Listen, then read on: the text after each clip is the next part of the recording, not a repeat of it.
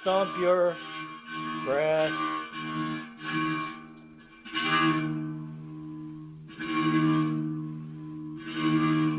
Sounds like an elephant, doesn't it? I don't know what an elephant sounds like. Oh.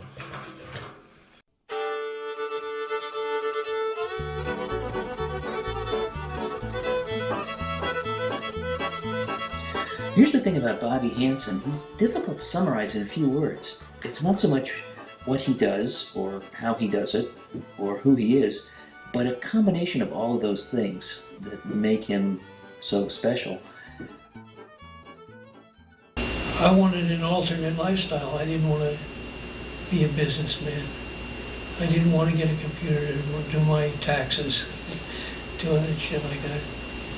And so there is a certain pig-headed refusal to get into this the present century. You could say, for instance, that Bobby is a photographer, and that's true, a filmmaker, a blacksmith, tinsmith, teacher, author. He's all of those things, and in fact the list could go on, but somehow that doesn't capture the sense of the guy. Maybe the best way to summarize this is a postcard. A standard postcard you can buy at the post office, we've all seen them, has a little statement written on the front of it that said this side for address, and then a picture of the stamp. Well, this particular one, Bobby saw it, and he thought that the stamp, which happened to be Abraham Lincoln, looked a little lonely sitting there by himself, and so he followed instructions and put address on Abe Lincoln. He's also fearless. Bobby will try anything, and there's this wonderful spirit that comes through there, and I think because of that spirit, people are just open to it. Art is something that's worth doing.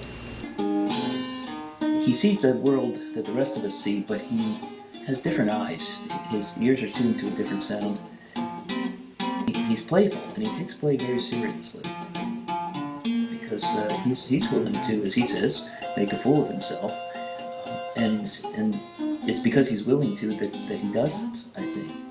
It's just an inspiration to see the way he has unified his approach to the world and his response to the world and the way he lives his life. Bobby Hannsson.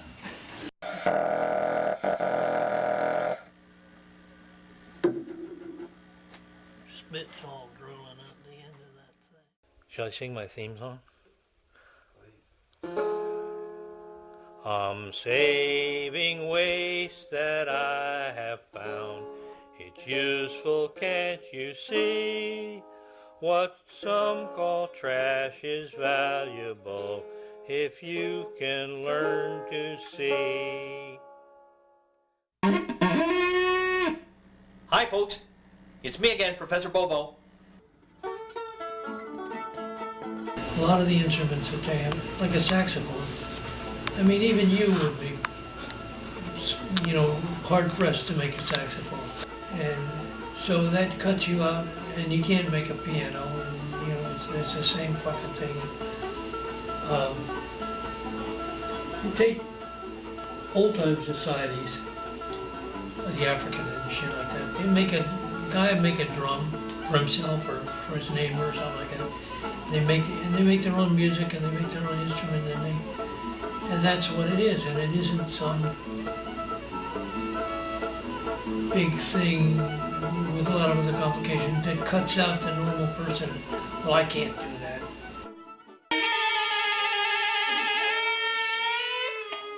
Nice.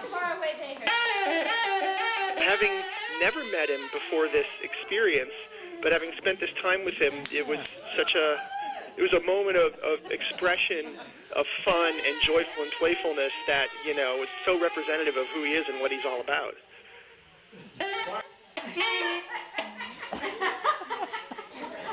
Wish Leroy was here. I need a new reed. You need a new instrument? What I loved about the instruments was that because they're not, they resemble instruments in some sense, but they have such a personality that's so approachable and friendly and crazy that when you pick them up, you feel like you can do anything you want with this and it'll be okay.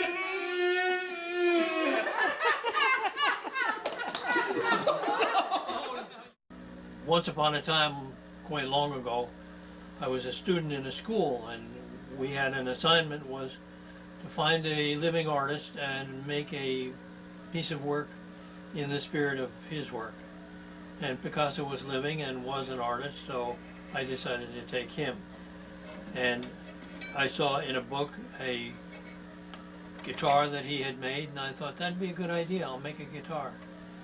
The only trouble was that he made it out of a piece of cardboard with yarn strings, and you couldn't make any music on it. It was totally quiet. And I said, that's no musical instrument. I'm going to make one. So I got some sticks and some boards and some strings, and I made this Cubist guitar. And I say it's a Cubist guitar. I don't know if he would say that. I haven't seen him lately. Anyway, you play it by squeezing this handle here.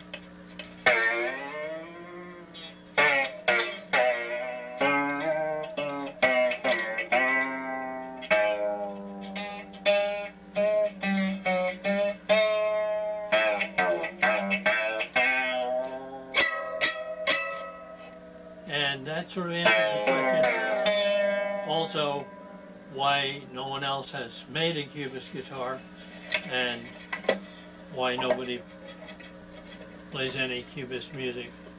They come to life. They're like out of a Dr. Seuss book where you expect them to sort of almost be bouncing and squawking on their own. But when you pick them up, they bring you there, and you go with them, and you're in it, and you're doing it, and it's a blast.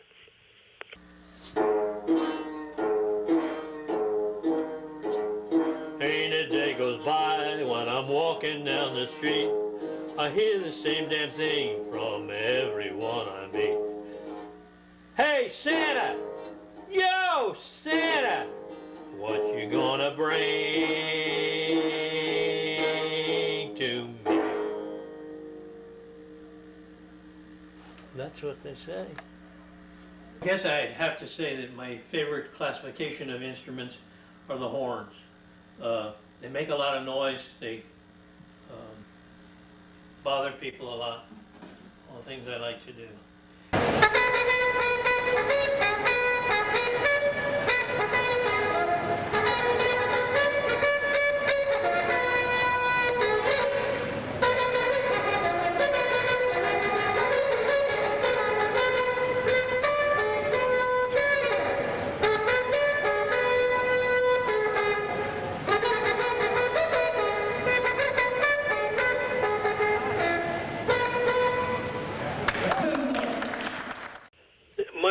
My whole thing about them is there are people who make so-called musical instruments that you can't play.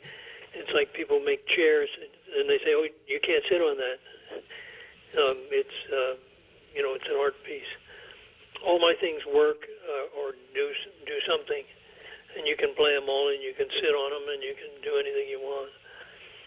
So I guess they're more like sculpture than they are like anything else. There would be a sign in the gallery, "Please touch," instead of "Please don't touch." You know, I like nothing better than if somebody picks one up and starts playing songs on it.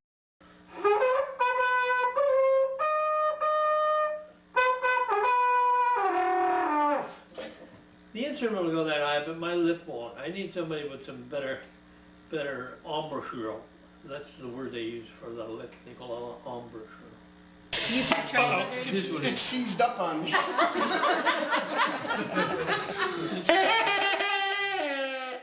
I think it's important to have fun, and it's a nice way to have fun with music.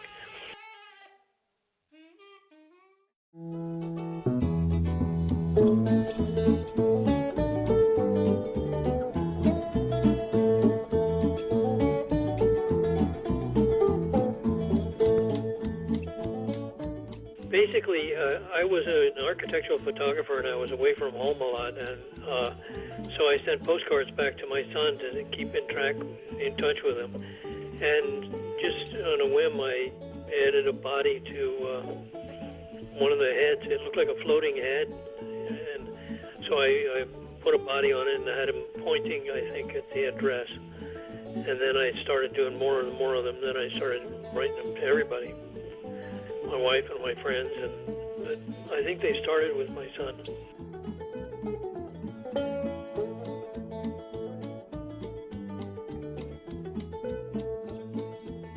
A guy called JoJo. You'll see a lot of his stuff in there. His name is John Grant, but we call him JoJo. And he always sends a better one back, and then you've got to send a better one back to him. And he does them a little differently than I do, but it's in the same spirit.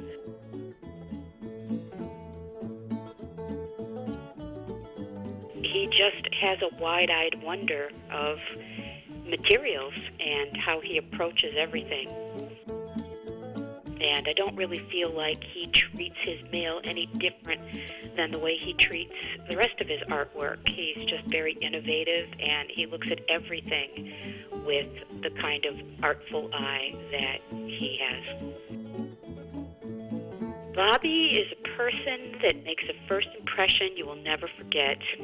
And I've been around him a lot as he's taught, and he is very inspiring. I think he can bring out the creativity in a stone.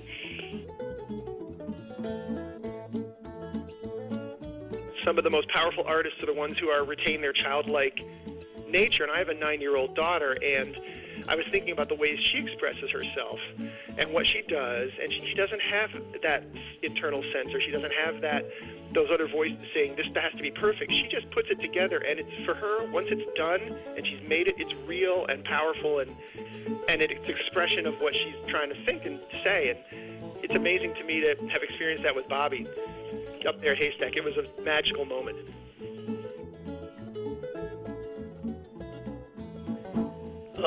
It's just being silly.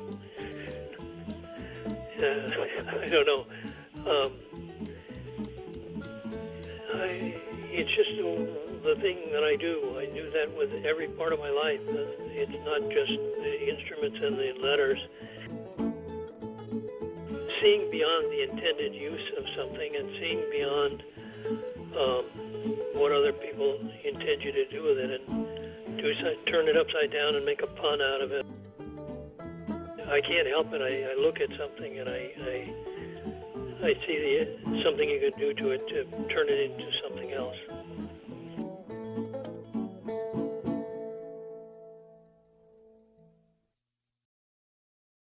And here's the final. You can see these are little shoes made from little shoe things.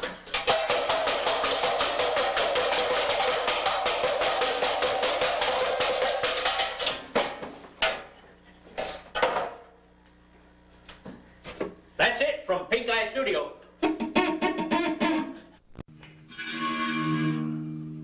Big gray elephant walking in the grass. Big gray elephant, he will stomp your grass.